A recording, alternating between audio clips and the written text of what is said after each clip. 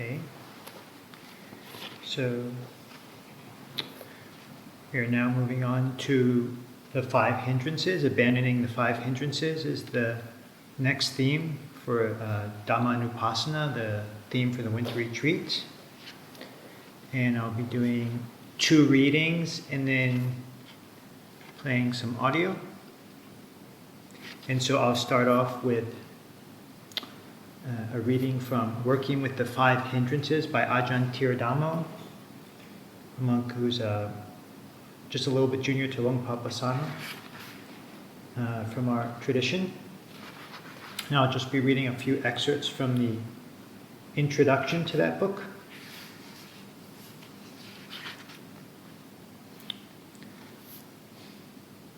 The theme of this book is working with the 5 mental hindrances, Nivarana. It is thus perhaps mainly a book for people with some experience of meditation, who have encountered these hindrances, obstructions, disturbances to some degree, and who are interested in knowing how to work with them. These hindrances often arise in the course of daily life and, in the Buddhist context, feature very prominently in the practice of meditation or mental development, albeit in a negative sense.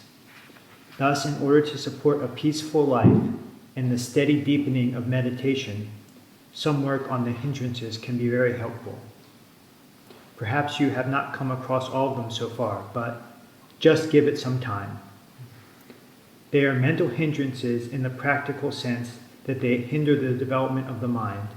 They distract and disturb it, and they can even possess or obsess it. They prevent the mind from being a state which is conducive to deeper concentration, to clearer seeing, to the realization of truth. When developing meditation, even using such noble themes as the 4 divine abidings, most people inevitably come face to face with the practical realities of our ordinary human condition as exemplified by these mental hindrances. And now Lumpur Tiradamo quotes various suttas, and I slightly edited it just to make it easier to read out loud. The hindrances are referred to in a number of contexts in the scriptures. In the Samyutta Nikāya, they are called obstructions, hindrances, overwhelmers of the mind, overpowerers of wisdom. And it is said that they, quote, produce blindness, cause lack of vision and ignorance, obstruct wisdom, associate with distress, and are not conducive to awakening, nibbana. In the suttas, it also says that when the mind is obsessed with the 5 hindrances, one does not understand or see as it really is the welfare of oneself, the welfare of others, or the welfare of both, and that one cannot know or see things as they really are, and they cause a lack of knowledge and vision. In the Majjhima Nikāya, it says that if one meditates with the mind obsessed with the hindrances, one, quote-unquote, mismeditates, which is not a form of meditation the Buddha praises. In a well-known simile, the Buddha compares the hindrances to the impurities of gold. Once the gold is cleansed of its impurities, it becomes properly workable. Similarly, in the Anguttara, it says that the mind free of these hindrances is then malleable, workable, bright, pliable, and properly concentrated for the eradication of the outflows of selfhood. One who understands that the hindrances are defilements and abandons them is said to be, quote, a noble disciple of great wisdom, of wide wisdom, who knows the field, one complete in wisdom. In the Anguttara, it says that when the hindrances are abandoned, one may realize a superhuman excellence in knowledge and vision, characteristic of the noble ones. Just as when a river is flowing with a strong current and someone blocks the irrigation channels, so the current is not dispersed and the river continues to run strong and far. When these hindrances are eliminated, It says in the Digha Nikāya that it is as if one is free from debt, recovered from illness, released from prison, emancipated from slavery, and has reached a place of safety. The hindrances can also be a great source of self-knowledge, of learning about the nature of self from which they originate. Human beings are prone to a great variety of mental defilements and afflictions. Gaining some understanding on how to work through these hindrances will go a long way towards helping to work through the other obstructions as well. If we investigate these hindrances down to their source in selfhood, we can discover the root cause of suffering which, once released, results in the liberation of awakening.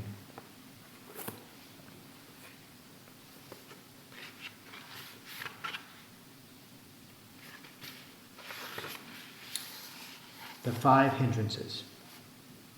The first hindrance is desire for sensual pleasure.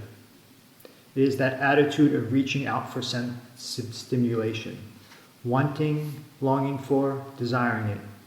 It covers the whole range of sense impressions through eyes, ears, nose, tongue, body, and the mind as the 6th sense.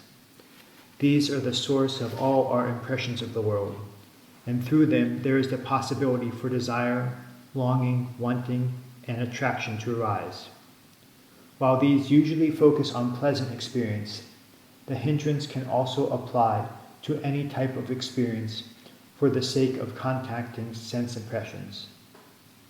The second hindrance is ill will or any kind of pushing away of experience, resistance, irritation, aversion, etc. This is usually a response to unpleasant experience, but can also occur as a result of any sense of impression, especially if it is unexpected, unknown, or unwelcome. The third is usually translated as sloth and torpor, but is that really clear or maybe just Buddhist jargon? According to the path of purification, the first term means lack of driving power. Perhaps it is better to say lethargy, not having vigor or lacking energy. The term for torpor means unwieldiness. This usually manifests as laziness or sleepiness, drowsiness, dullness of mind. Thus, perhaps a clearer definition would be lethargy and drowsiness. The fourth also has 2 aspects to it, restlessness and remorse. Restlessness is easily understandable. A body and or mind overcharged with energy, resulting in agitation. The second part, remorse, can also be translated as worry or scruples.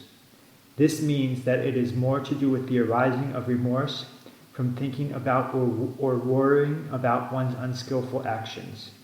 And this can also lead to restlessness. It is hard to sit still when you are mentally going through all your mistakes. It can cause you to jump around. I can't stand this anymore. I have to get out of here. The 5th hindrance is doubt, which can manifest in a variety of forms.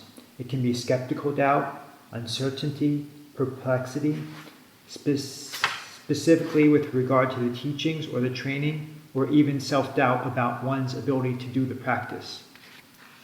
Quote, what is the purpose of this? Can I do this? Is it going to be useful? Will it work?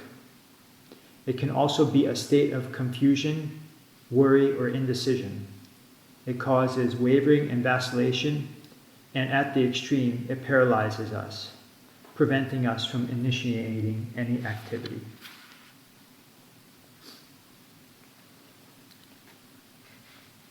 Calm meditation. The 5 hindrances are mentioned most frequently in the context of developing calm meditation, samatha kammatthana, especially the deeper levels of concentration leading to the absorptions, jhanas.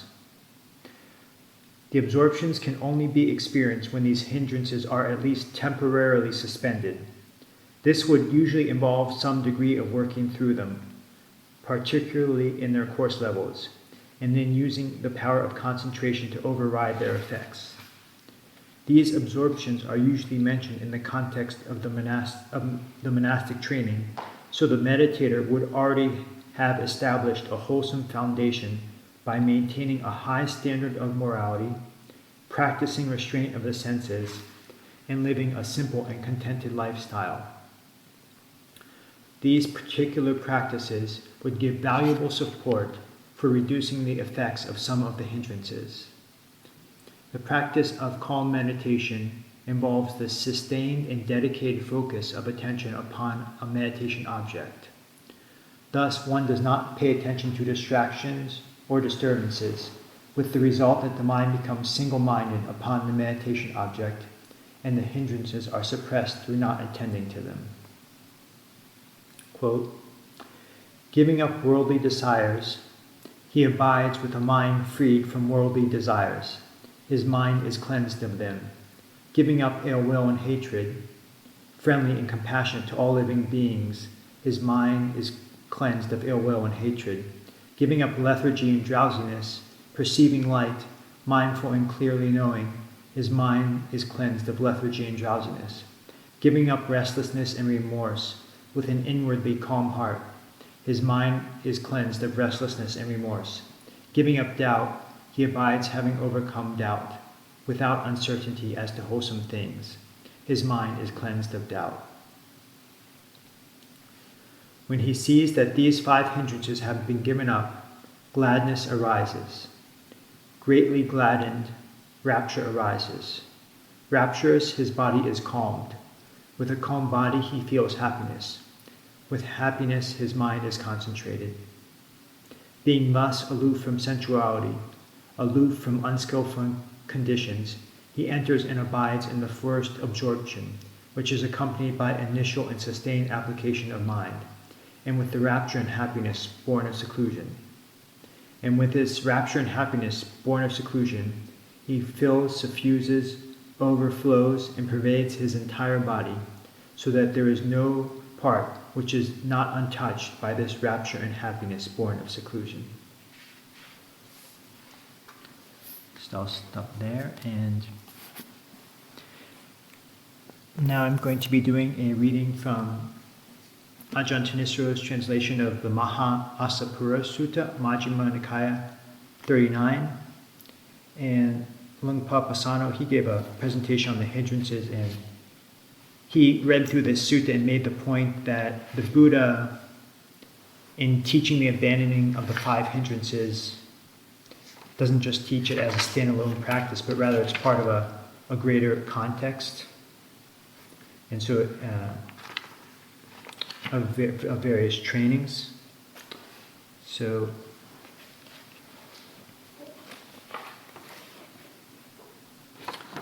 I'll start reading the intro. In the intro paragraph, the Buddha says, "Contemplatives, contemplatives, that is how people perceive you. And when asked, 'What are you?' you claim that we are contemplatives. So with this being your designation, and this your claim, that is how you should train yourselves. We will undertake and practice those qualities that make one a contemplative, that make one a Brahmin, so that our designation will be true and our claim accurate, so that the services of those whose robes, alms food, lodging, and medicinal requisites we use will bring them great fruit and great reward, and so that our going forth will not be barren, but fruitful and fertile." And then the Buddha describes in detail how to train in various qualities that make one a contemplative. And I won't go through in detail all of them, but the first one is cultivating hiri and ottappa, or that's the Pali, so it's shame at the idea of wrongdoing, and compunction, or intelligent fear or concern, one could say, for the consequences of wrongdoing. Hiri and ottappa. Then cultivating purity of bodily, verbal, mental contact. Then guarding the sense doors or restraint of the senses. Then moderation in eating, including that chant that we chant, the monastics chant before the meal. Then devotion and wakefulness, which includes sitting and walking and cleansing the mind of any qualities that would hold it in check. And then The next category is mindfulness and alertness, and I'll start there. Mindfulness and alertness. And what more is to be done? We will be possessed of mindfulness and alertness. When going forward and returning, we will act with alertness. When looking toward and looking away, we will act with alertness. When bending and extending our limbs, we will act with alertness. When carrying our outer cloak, upper robe, and bowl, we will act with alertness. When eating, drinking, chewing, and tasting, we will act with alertness. With urinating and defecating, we will act with alertness. When walking, standing, sitting, falling asleep, waking up, talking, and remaining silent, we will act with alertness. That's how you should train yourselves. Now the thought may occur to you, we are endowed with shame and compunction. Our bodily conduct is pure. Our verbal conduct is pure. Our mental conduct is pure. Our livelihood is pure. We guard the doors to our sense faculties. We have a sense of moderation in eating. We are devoted to wakefulness. We are possessed of mindfulness and alertness. That much is enough. That much means we're done. So that the goal of our contemplative state has been reached. There is nothing further to be done, and you may rest content with just that. So I tell you, monks, I exhort you, monks, don't let those of you who seek the contemplative state fall away from the goal of the contemplative state when there is more to be done. Abandoning the hindrances. And what more is to be done? There is the case where a monk seeks out a secluded dwelling, a forest, the shade of a tree, a mountain, a glen, a hillside cave, a charnel ground, a forest grove, the open air, a heap of straw. After his meal, returning from his alms round, he sits down, crosses his legs, holds his body erect, and brings mindfulness to the fore. Abandoning covetousness with regard to the world, he dwells with an awareness devoid of covetousness. He cleanses his mind of covetousness. Abandoning ill will and anger, he dwells with an awareness devoid of ill will. Sympathetic with the welfare of all living beings, he cleanses his mind of ill will and anger. Abandoning sloth and drowsiness, he dwells with an awareness devoid of sloth and drowsiness. Mindful, alert, recipient of light, he cleanses his mind of sloth and drowsiness. Abandoning restlessness and anxiety, he dwells undisturbed, his mind inwardly stilled. He cleanses his mind of restlessness and anxiety. Abandoning uncertainty, he dwells having crossed over uncertainty. With no perplexity with regard to skillful qualities, he cleanses his mind of uncertainty. And now the Buddha goes through various similes for each hindrance, and just remind that being in debt is the simile for sensual desire or covetousness, and being ill is ill will and anger, being in prison is sloth and drowsiness, being a slave is restlessness and anxiety, and traveling through desolate country is the simile for doubt. Suppose that a man, taking a loan, invest it in his business affairs. His business affairs succeed. He repays his old debts, and there is extra left over for maintaining his wife. The thought would occur to him, before taking a loan, I invested it in my business affairs. Now my business affairs have succeeded. I have repaid my old debts, and there is extra left over for maintaining my wife. Because of that, he would experience joy and happiness. Now suppose that a man falls sick in pain and seriously ill. He does not enjoy his meals, and there is no strength in his body. As time passes, he eventually recovers from that sickness. He enjoys his meals, and there is strength in his body. The thought would occur to him, before I was sick, now I am recovered from that sickness. I enjoy my meals, and there is strength in my body. Because of that, he would experience joy and happiness. Now suppose that a man is bound in prison. As time passes, he eventually is released from that bondage, safe and sound, with no loss of property. The thought would occur to him, Before I was bound in prison. Now I am released from that bondage, safe and sound, with no loss of my property. Because of that, he would experience joy and happiness. Now suppose that a man is a slave, subject to others, not subject to himself, unable to go where he likes. As time passes, he eventually is released from that slavery, subject to himself, not subject to others, free, able to go where he likes. The thought would occur to him, before I was a slave, now I am released from that slavery, subject to myself, not subject to others, free, able to go where I like. Because of that, he would experience joy and happiness. Now suppose that a man carrying money and goods is traveling by a road through desolate country. As time passes, he eventually emerges from that desolate country, safe and sound, with no loss of property. The thought would occur to him, before carrying money and goods, I was traveling by a road through desolate country. Now I have emerged from that desolate country, safe and sound, with no loss of my property. Because of that, he would experience joy and happiness. In the same way, when these 5 hindrances are not abandoned in himself, the monk regards it as a debt, a sickness, a prison, slavery, a road through desolate country. But when these 5 hindrances are abandoned in himself, he regards it as unindebtedness, good health, release from prison, freedom, a place of security. When he sees that they have been abandoned within him, gladness is born. In one who is gladdened, rapture is born. Enraptured at heart, his body grows calm. His body calm, he is sensitive to pleasure. Feeling pleasure, his mind becomes concentrated. Next section is the 4 jhanas.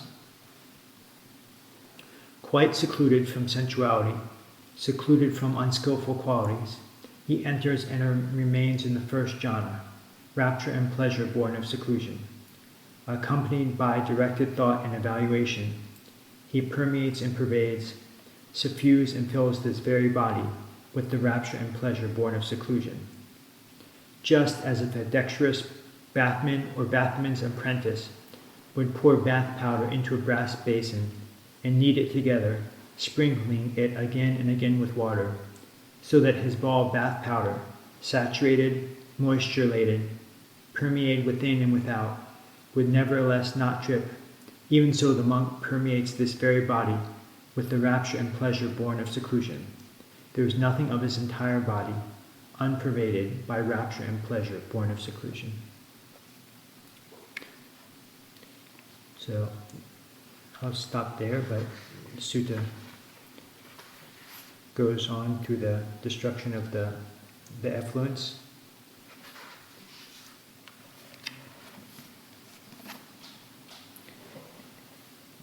And now the final dhamma offering this morning is not specifically on the hindrances, but I thought it'd be a good, as we enter this new period and still in the very early stages of the retreat and encouragement. It's from Lumpur Succito, and Lumpur Succito actually gave it in this hall, maybe sitting actually right about where Ajahn Thitapanno is, I think. Maybe it was 2014, and he was visiting. So it wasn't actually during a period of retreat, but it was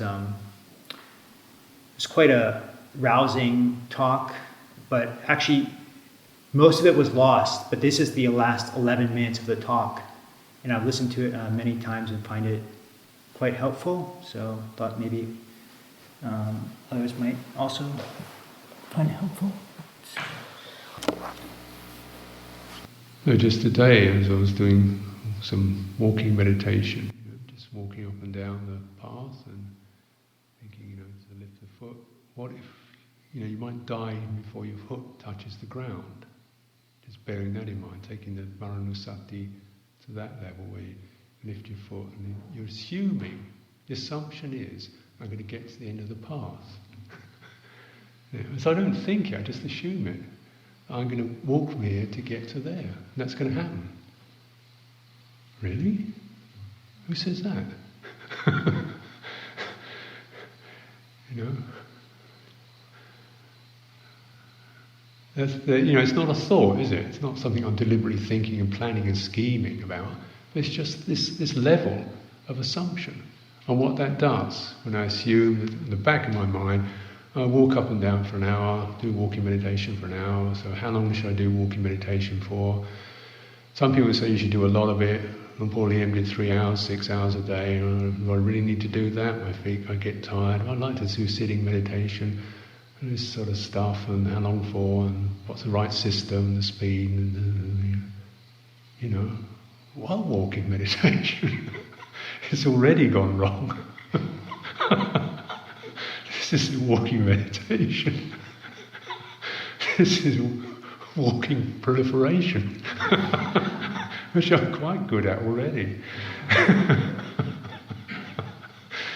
Walking meditation is like something here is doing what we call walking. When you break it down, what is it? A series of sensations, and you're just staying in the present with that. Staying present with that, the contact, impression. And then there's something there, still feeling there's a continuity, still feeling there's something there going on, There's something there accumulating that experience. There's something there that's doing the walking. You start to, where's that? What is it that sticks that point, that sensation to that memory? It says, I am walking. What's that?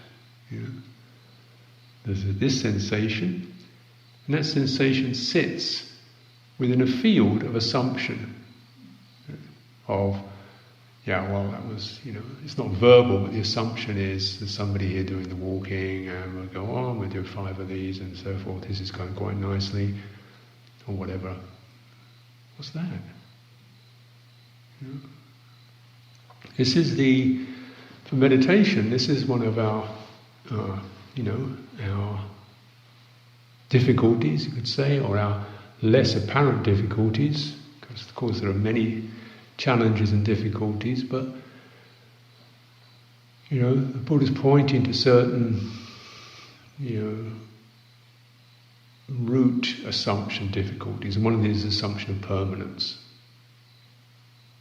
Assumption of permanence. It's an assumption, it's a perception. Anicca is a perception. The perception of permanence, which means this experience is stuck to a memory of a past experience, a sense of continuity. And that continuity will always engender a future. It will always engender the sense of something next. Something happened a second ago, or a minute ago, so something will happen in another second's time, another minute's time. There will be a next. This may not seem like a problem because it's the way we operate, but in meditation, for insight, it's exactly this piece we're starting to, cut or drop the sense of next.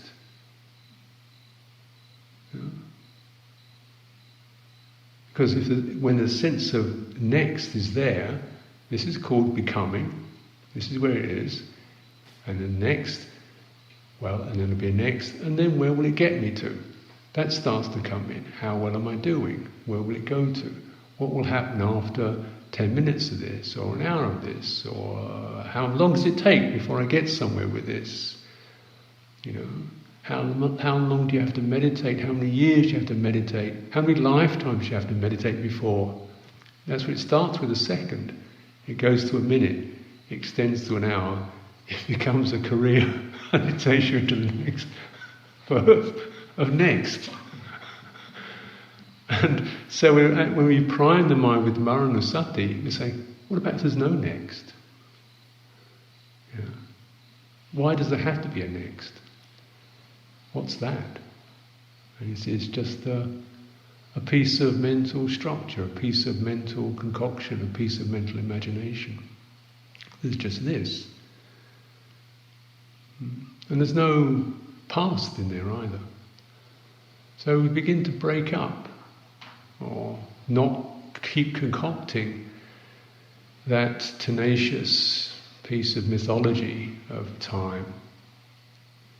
And when time passes, time is not being created, desire, apprehension, gain and loss is not being created, and the self who's stuck in it, stuck in time, stuck in gain and loss, is not being created.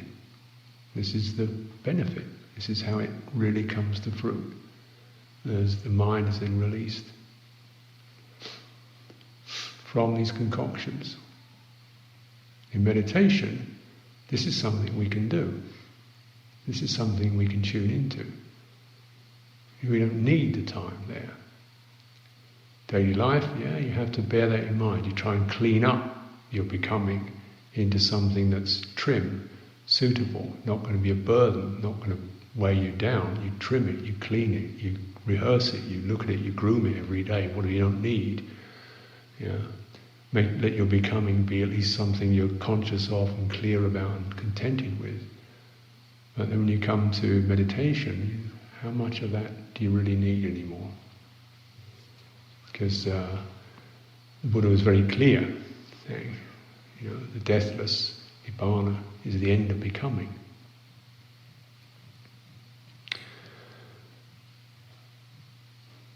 So to bear this in mind, this is where it goes to.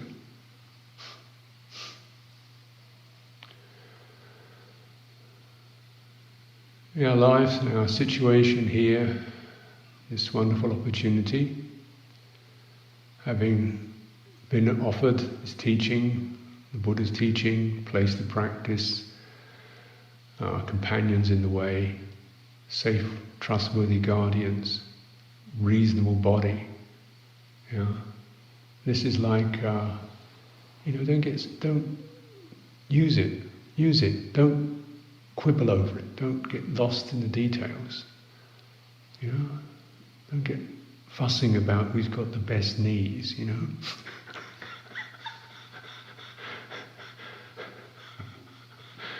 or whatever. Don't go there,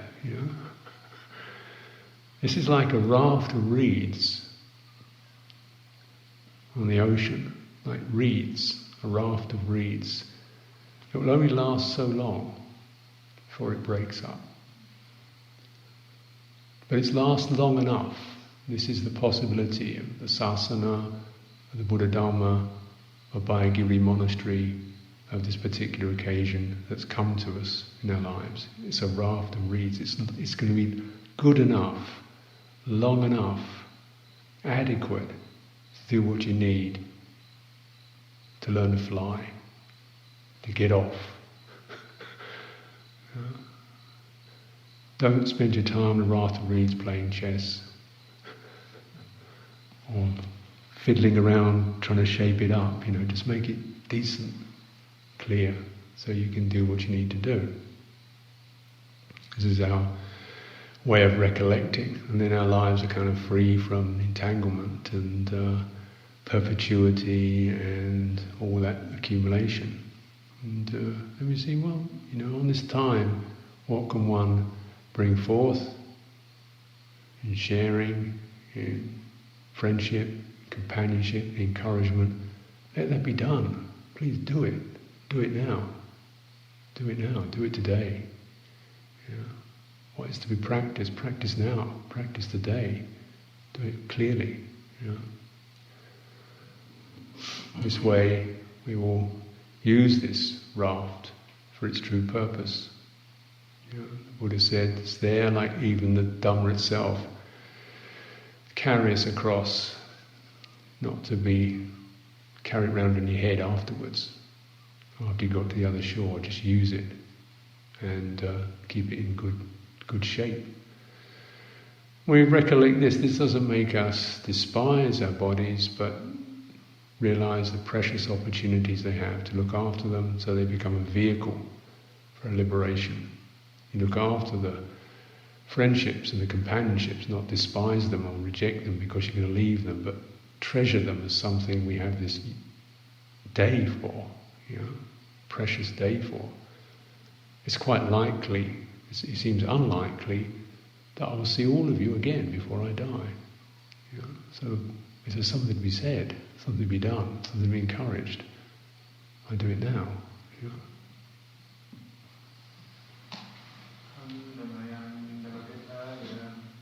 Sadhu, sadhu,